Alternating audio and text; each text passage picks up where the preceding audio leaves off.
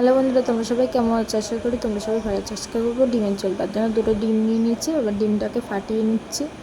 ফাটিয়ে নেওয়ার পর এর মধ্যে দিয়ে দেবো কুচানো পেঁয়াজ আর দিয়ে দেবো কুচানো কাঁচা লঙ্কা। তারপর 1 চামচ নুন দিয়ে দিলাম।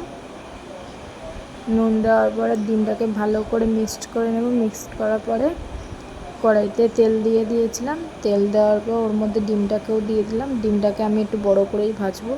দেখো ভাজা হয়ে গেছে। এবার ডিমটাকে নামিয়ে নিচ্ছি। নামিয়ে নেওয়ার পর আমি কড়াইতে গোটা জিরা, তেজপাতা দেব আর দিয়ে দেবো শুকনো লঙ্কা। আবার আলুগুলো দিয়ে দিলাম। আলুগুলো দেওয়ার পর নুন হলুদ দিয়ে ভেজে নেব।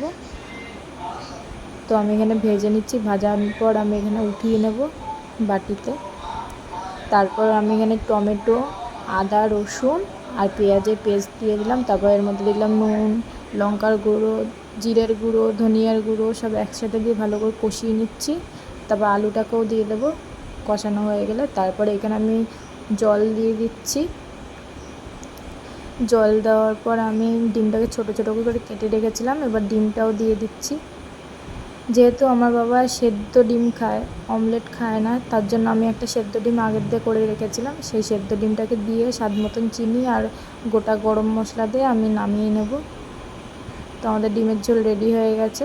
দেখো কত সুন্দর দেখতে লাগছে। টাটা।